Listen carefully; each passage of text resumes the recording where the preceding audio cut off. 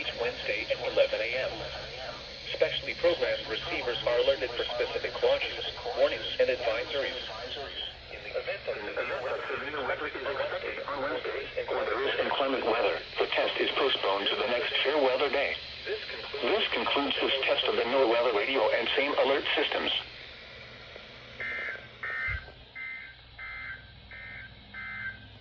Now for the high pressure building over southern and eastern United States.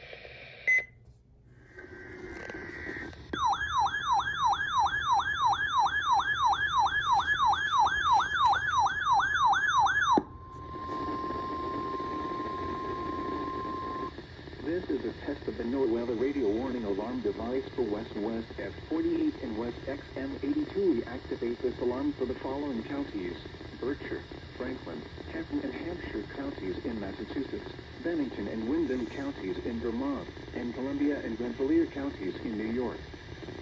This has been an alarm test.